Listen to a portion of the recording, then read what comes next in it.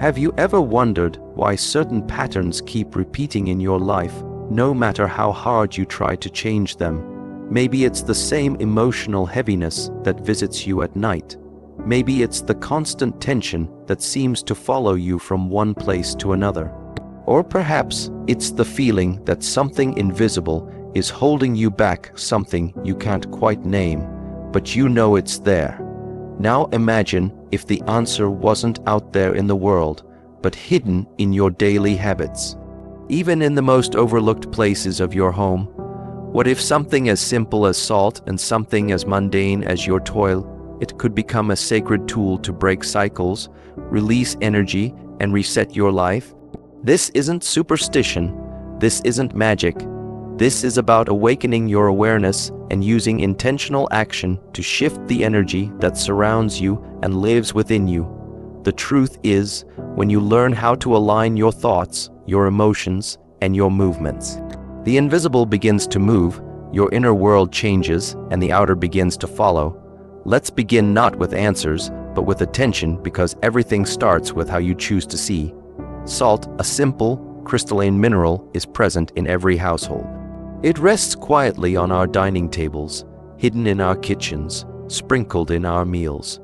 Yet beneath its ordinary appearance lies something deeply symbolic, a force recognized by civilizations far older than ours.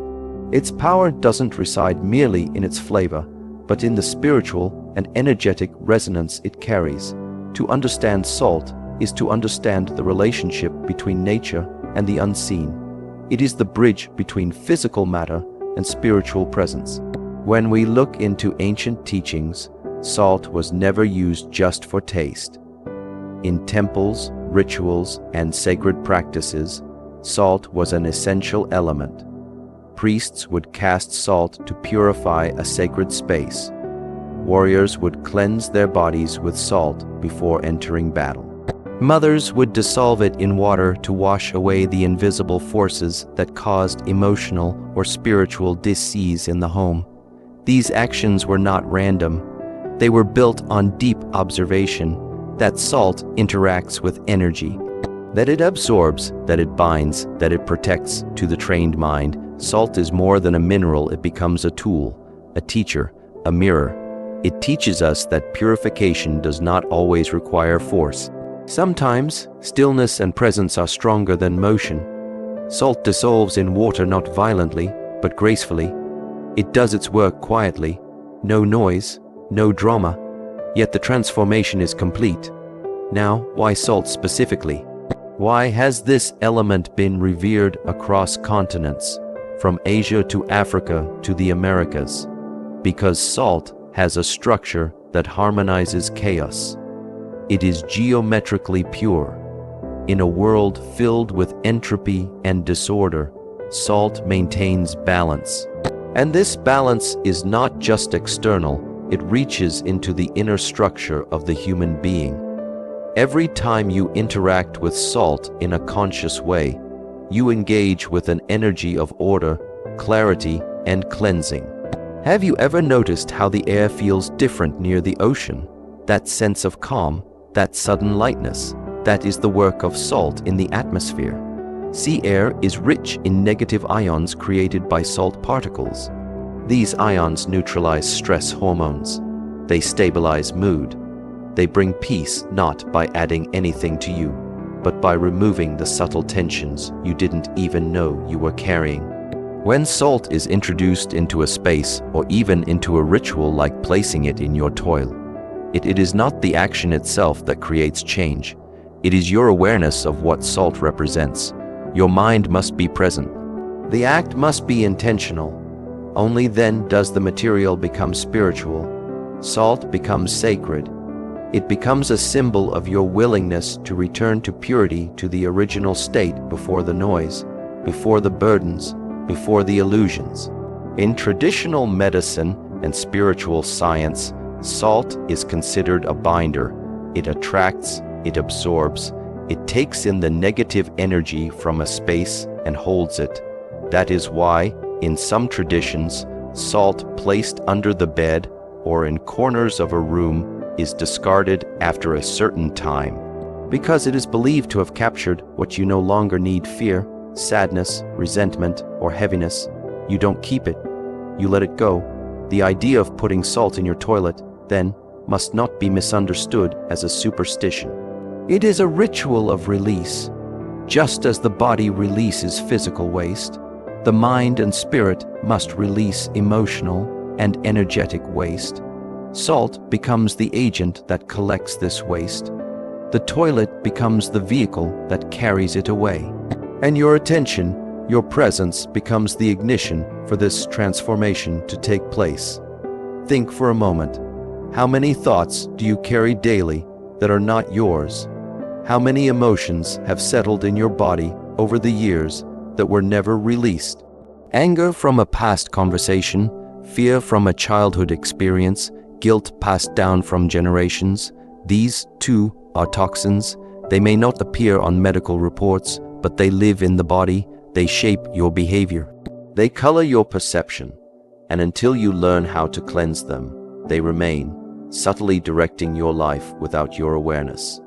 This is where salt becomes medicine. When used with intention, it cleans not just your environment, but your energetic field. It resets the vibration. It allows clarity to return. And the more consciously you perform this action, the more profound the results become.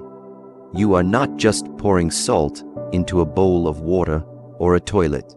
You are declaring, I am ready to release. I am ready to realign. So, if one morning you find yourself feeling heavy, not physically, but emotionally, if your space feels dense, your thoughts disorganized, your motivation distant, take a small amount of salt. Hold it in your hand. Stand before the toilet, not with a sense of ritual for the sake of ritual, but with an inner awareness that you are preparing to let go. Pour the salt slowly. Watch it dissolve. Hear the silence that follows. Then flush, not with a casual attitude, but with finality. You are not just removing particles. You are releasing energy. You are reclaiming space within yourself. Salt teaches us that cleansing is not a one-time event. Just as we shower daily, we must energetically reset ourselves. And the more we neglect this process, the more layers accumulate, layers that fog the mind, close the heart, and dim the spirit. Returning to simplicity, to purity, is not about adopting a new belief. It is about remembering what you've always known, that the body, the mind, and the space you live in all are connected, and all are affected by what you choose to carry and what you choose to let go of. And so, we return to salt not with superstition, but with reverence, not with ritualism, but with awareness. We learn from its stillness, we draw from its strength, and in doing so, we begin to cleanse not just the environment around us, but the deeper layers of who we are. The toilet, an object we encounter daily, is often viewed through the narrow lens of function. It is seen as a mere utility, a device to dispose of waste, to flush away what the body no longer needs. But if one begins to observe beyond the surface, with a deeper awareness, even this most mundane object reveals profound truths. It becomes a mirror reflecting the internal processes we so often ignore. To see the toilet not only as a physical device, but as a spiritual metaphor requires a shift, a change in how we relate to the ordinary. In our lives, we are constantly accumulating, not just in the form of material possessions or responsibilities, but in subtle energies. We collect emotions, experiences, judgments, and impressions from the outside world. Some of these serve us, help us grow, but many do not. Over time, this accumulation forms a heaviness, a spiritual weight that slows down our inner clarity. Just like the body requires a system to eliminate physical waste, the spirit also requires a mechanism to release what is no longer needed. This is where the metaphor of the toilet becomes useful, not to shock or to amuse, but to awaken attention to the necessity of release. Release is an essential part of every natural process. Trees shed their leaves, animals exhale carbon dioxide, rivers carry sediment away. Every part of nature knows how to let go, but the human mind resists. It clings, It holds on to anger from yesterday, shame from years ago, or fear of what might come tomorrow. These residues accumulate, and because we cannot see them with the eyes, we ignore them. But ignoring something subtle does not make it less real, it only makes it more dangerous. What is unseen can still influence us deeply. Imagine this: each time you flush the toilet, you are participating in a sacred act of letting go. You are not just emptying the body, you are practicing the principle of surrender. You are training the mind to recognize that not everything should be held. Not every experience must be carried into the next moment. Some things must go, not because they are bad, but because they are no longer needed. The toilet becomes a symbolic chamber, a space where transformation happens. It receives what is unclean, what is unwanted, and carries it away without resistance, without judgment. This is the wisdom it silently teaches, that letting go is not loss. It is renewal. Just as the body feels lighter after release, the spirit too becomes more spacious when we stop holding on to mental waste. We are taught in modern life to strive, to pursue, to collect. But we are rarely taught to let go. We are told to achieve, to acquire, to build, but where is the teaching on releasing the unnecessary? This imbalance causes suffering.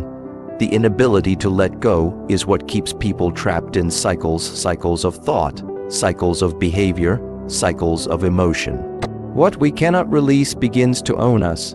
The ritual of placing salt into the toilet is not about superstition. It is about intention.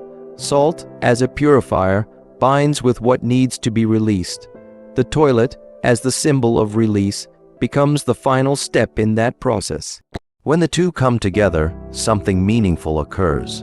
The salt does not just sit idly. It interacts. It draws in the energetic impurities, the fear, the tension, the emotional weight, and the toilet becomes the passage through which these impurities exit your space and your energetic field. But the key to all of this is awareness. Without awareness, the action remains mechanical. Without presence, the ritual becomes routine. The transformation only occurs when you are conscious of what you are releasing. When your hand drops the salt, your mind must also drop something. A memory that no longer serves you, an emotion that keeps repeating itself, a belief that keeps limiting your progress. This alignment between body, mind, and action is what makes the process powerful. This act can become a teaching. Every time you visit that space, the place of release, you are reminded of your ability to let go. No matter how heavy something feels, no matter how long it has stayed with you, there is always a place where it can be released. You do not need to carry it forever. You only need to recognize the moment, become still, and let it pass through you. There is a kind of inner discipline that develops when this is practiced consciously. It is not just about cleanliness, it is about mastery. The mastery of one's energy, the mastery of one's focus, the mastery of one's capacity to decide what remains and what must go. Just as a martial artist does not allow unnecessary movement to drain his energy, the spiritual seeker does not allow unnecessary thoughts to occupy his mind. There is a stillness in this process, a silence that is not empty, but full of understanding. The silence of recognizing that life is a flow, that nothing is meant to be held permanently, that even the self you are today will change tomorrow. In this flow, the only way to maintain clarity is to continuously release, to flush away the dust of yesterday's thoughts, to clear the residue of old reactions, to remain light. The toilet, then, ceases to be just an object. It becomes a symbol of your inner commitment, a reminder that you are not defined by what you carry. You are defined by your capacity to return to stillness again and again, no matter how much the world throws at you. It is not a place of shame, it is a place of renewal, a place where you make the conscious decision. This does not belong with me anymore. And just as the water swirls and disappears, so too can your burdens if only you allow them to. The ritual is simple, the moment is quiet, but the lesson is powerful. There is a difference between doing something and doing something with intention. The surface may appear the same movement of the hand, the same material involved, the same sequence followed, but the internal state behind the action determines its power. When a person acts with awareness, with presence, the energy surrounding the act changes completely. The simplest task becomes a ritual, the most mundane object becomes sacred, and the most common practice becomes a doorway to transformation. This is what it means to perform an intentional ritual. It is not about the complexity of the ritual. It is not about how rare or exotic it appears. It is about how deeply connected you are to the meaning of what you are doing. The act of placing salt in your toilet, it is not powerful because of the salt. It is not powerful because of the toilet. It becomes powerful because you are present, because you are no longer distracted. You are no longer absent from your own life. You are there in the moment, in the movement, in the meaning. Human beings are creatures of habit. We move through life repeating patterns, often unconsciously. We eat without tasting. We speak without listening. We move without feeling. This is the way most of the world operates: fast, mechanical, surface level. But there is a different way of being, one that is slower, quieter, but infinitely more powerful. It is the way of intention. To live intentionally is to stop sleepwalking through life.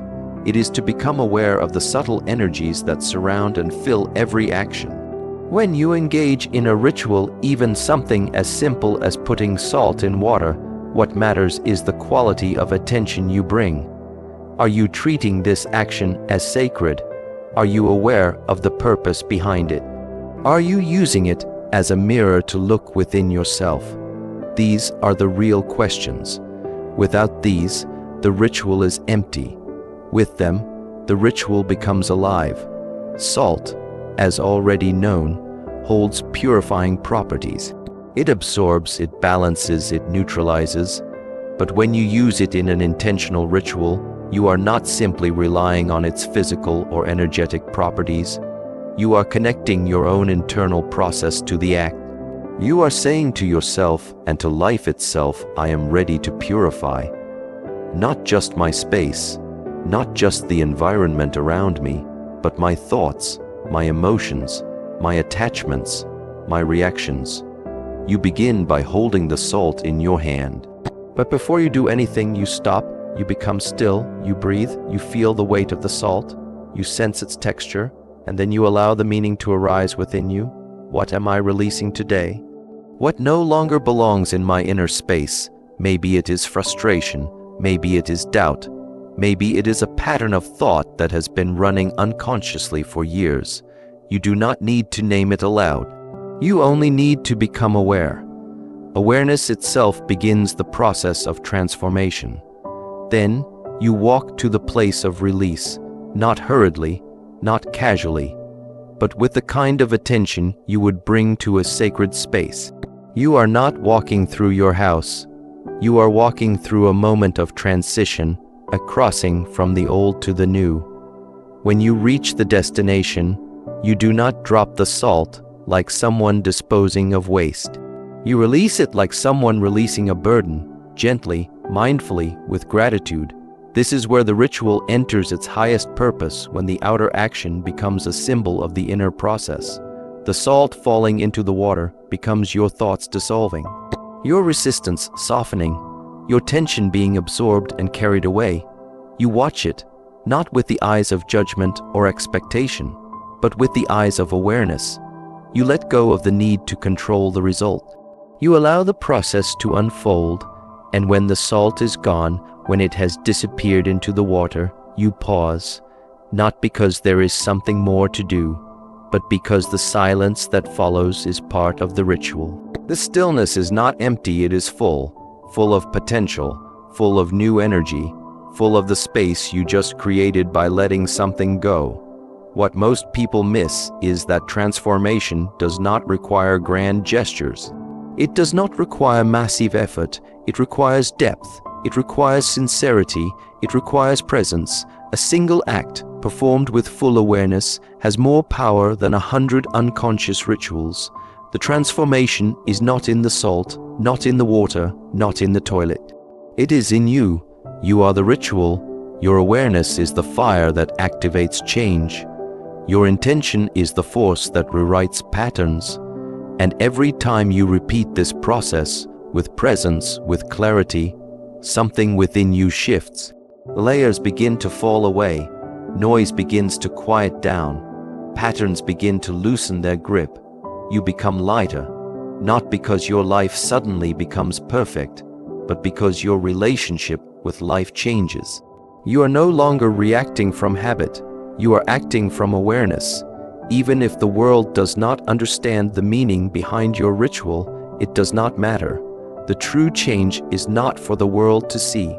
It is for you to feel. It is in the quality of your thoughts after the ritual. It is in the peace that follows. It is in the space you create inside yourself. And this space, this clarity, is the true power of intentional ritual. Not because it fixes everything, but because it reminds you that you are never helpless, that you always have the ability to pause, to act with purpose, and to shift the energy within and around you. So, the salt becomes your tool, the water becomes your medium, the toilet becomes your channel, but the real force behind it all is your awareness, and that is where the transformation lies. When people hear the word curse, their minds often travel to old myths, dark rituals, or superstitious tales. But a true curse does not always arrive from the outside. Most often, it is created, fed, and carried from within. A curse, in its essence, is any repeating limitation, any pattern that keeps you trapped, any belief that sabotages your movement forward, any emotional residue that remains alive in you even when the event that caused it is long gone. And what makes a curse powerful is not its origin, but your attachment to it. What is inherited can be passed down silently. Many carry burdens that were never theirs to begin with: ancestral fear, generational guilt, patterns of self-doubt transferred not through words, but through energy, through unspoken reactions, through the emotional climate of the family or environment. You may never have been told you are not enough, but if that belief was deeply embedded in those around you, you may have absorbed it anyway. This is how curses are born, not through dramatic incantations, but through the repetition of unconscious habits and beliefs. When we speak of breaking a curse, it is not about resisting something external. It is about recognizing what has been silently ruling you from the inside. It is about turning inward and asking, where did this limitation come from? Is it truly mine? Do I still need to carry it? A curse survives only through your identification with it. It needs your belief to remain alive. The moment you become aware of it, its structure begins to weaken. Patterns are strong because they are familiar. They disguise themselves as personality, as truth. For example, the belief that one must always struggle to be worthy. This does not arrive randomly. It is conditioned through experience, through observation, through repetition. But the mind, once trained to see this as truth, begins to defend it, even when it causes suffering. And so the curse continues, not because it is powerful, but because the one living under it has not yet questioned its validity. To break such a curse requires not just emotional will, but mental clarity. You must become an observer of yourself, not a judge, not a critic, an observer, one who sees the origin of their thoughts, one who notices the repetitive nature of certain emotions, one who can watch the rise of fear or anger without immediately reacting to it. This distance is the beginning of freedom. Without it, you remain fused with the curse. With it, you begin to dissolve the spell. Many of these internal curses are held in the body, not just in thought, but in posture, in breath, in muscle memory. The body stores every experience, the rejection, the insult, the trauma, the pressure. And if not released, these experiences shape how you stand, how you move, how you breathe. A tight chest may hold years of unexpressed grief. A clenched jaw may guard against words never spoken. A sunken spine may reflect decades of learned helplessness. These are not accidents, they are embodied memories. To break the curse is to begin releasing them not just through talk, but through movement, through awareness, through conscious action. The act of putting salt in your toilet, then, is not about superstition. It is a symbolic gesture, a deliberate choice to bring attention to what needs to be released. Salt, as an absorber, becomes the collector of what is stagnant. The toilet, as a place of disposal, becomes the passage. But it is your attention, your intention, that makes this act powerful. You are not merely cleaning your space, you are interrupting a pattern. You are declaring that something stops here. There is great strength in declaring an end. In saying, "This stops with me." Whether it is a cycle of anger passed down from father to son, or a voice of unworthiness inherited through the mother's silence, or a tendency toward fear because that is all the environment knew, when you become aware of the pattern, you gain the choice to break it. And when you act on that awareness with deliberate movement, whether through ritual, through breath, through words, you begin to rewire the energy. The mistake many make is trying to break the curse through force alone. But brute resistance creates tension, and tension only feeds the pattern. The true way to dissolve a curse is through clarity and conscious release. Not escape, not suppression, not denial, but release. And release is a softening, a surrendering, an offering of the pattern back to the space it came from. You take the salt, you recognize what it represents, you pour it with the full presence of your being, and you flush not just water, you flush belief, memory, identification. Each time you repeat this act, you deepen your awareness. The first time may feel symbolic. The second may feel intentional. By the third or fourth, you begin to sense an actual shift in your energy. The pattern no longer controls you. The emotional response weakens. The story loses its grip. This is not imagination.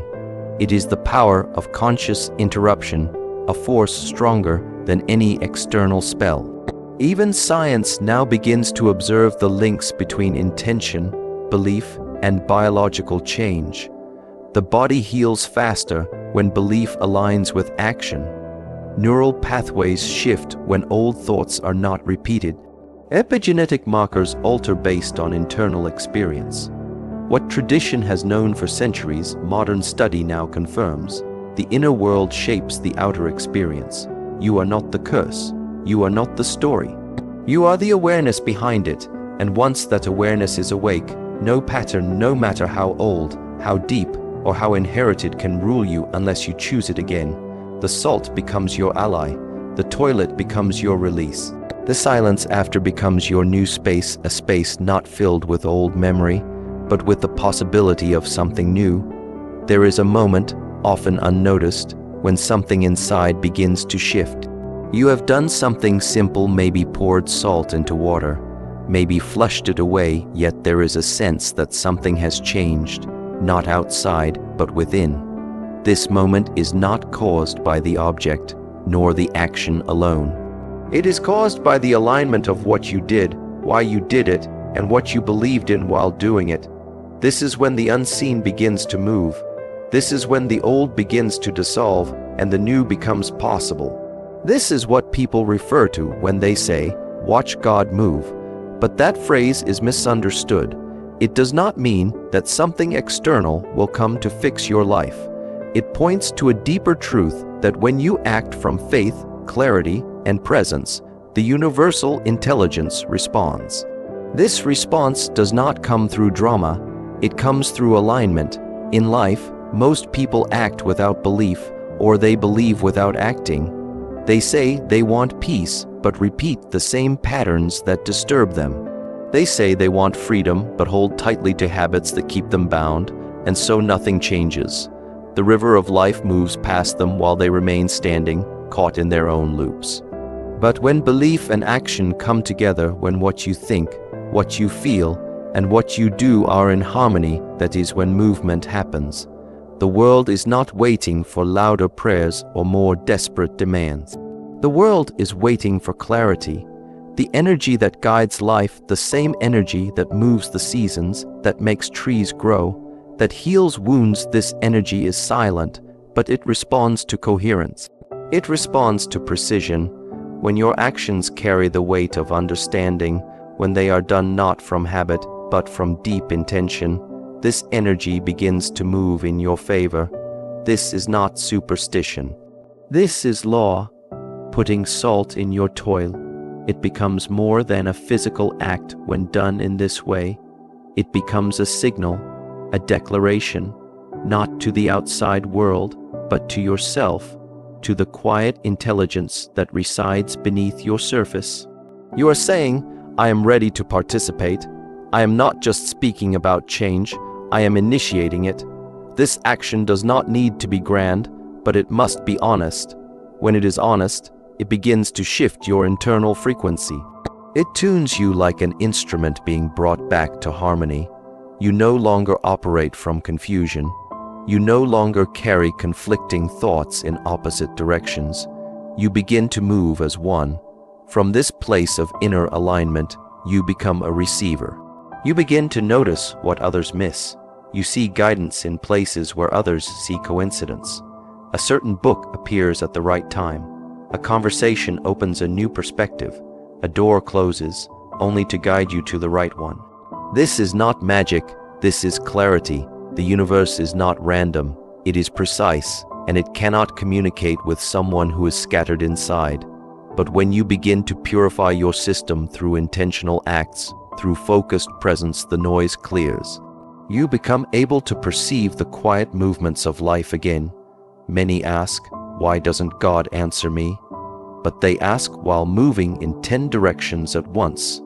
The question is not whether the answer is coming. The question is, are you still enough to hear it?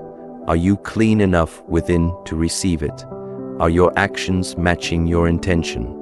Salt in the toilet becomes more than salt in the toilet when these questions are alive within you. You pour, you flush, and the act becomes sacred because you are sincere. And in that sincerity, movement begins. This movement is often not loud. It does not always feel like a miracle. Sometimes it feels like a simple breath. A deep sleep, a calm that wasn't there before, a thought that used to haunt you now suddenly holds no power. These are signs that the internal landscape is changing, and when the internal changes, the external always follows. Life begins to reorganize around your new frequency. People who no longer align begin to drift. New opportunities emerge from places you never considered, and the things you once chased begin to approach you. But the foundation of all this is action with belief, not blind faith and not mechanical habit, but the middle path, conscious doing.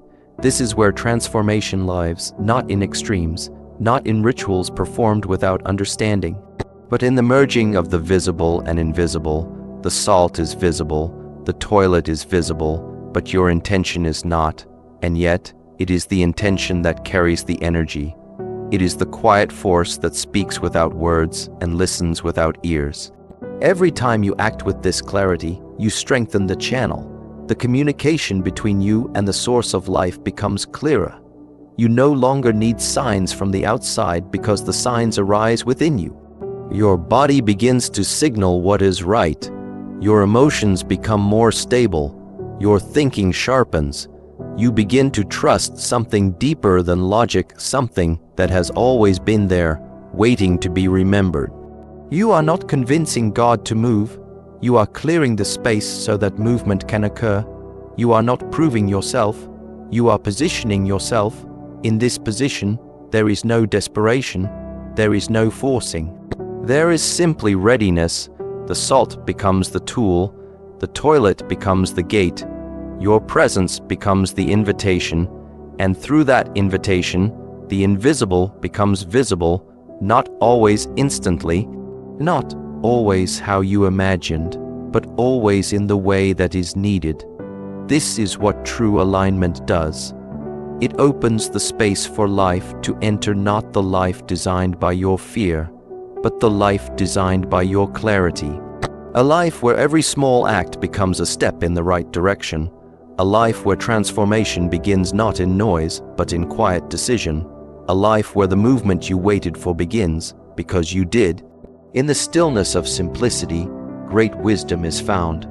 Through something as ordinary as salt and as overlooked as a toilet, you have been guided to uncover a deeper truth, that transformation is not reserved for the grand or mystical. It begins in your awareness, it flows through your intention, and it manifests when belief and action become one. You have explored how to purify not just your space, but your spirit. You have recognized the weight of unconscious patterns, emotional residue, and ancestral cycles, and learned how to release them through mindful practice. A curse is not always what others place on you. Sometimes it is what you carry without question. But now you understand that what you carry, you can also put down, that what you believe, you can unlearn, and that what you practice with sincerity, no matter how small, carries the power to shift your entire path. Every act done with clarity becomes sacred. Every release done with presence becomes freedom. Every moment you choose awareness becomes a new beginning. You do not need permission to change. You only need to begin. You do not need everything to be perfect. You need to be present. You are the alchemist of your own life. The power is already within you. May your journey be clear, your spirit light, and your actions always rooted in awareness. Good luck as you walk this path of inner clarity and transformation. Trust in the process, trust in your presence, and most of all, thank you. Thank you for your openness, for your willingness to explore, and for choosing to move with intention. Your presence here is already the beginning of something greater. Stay grounded, stay aware, and keep letting go.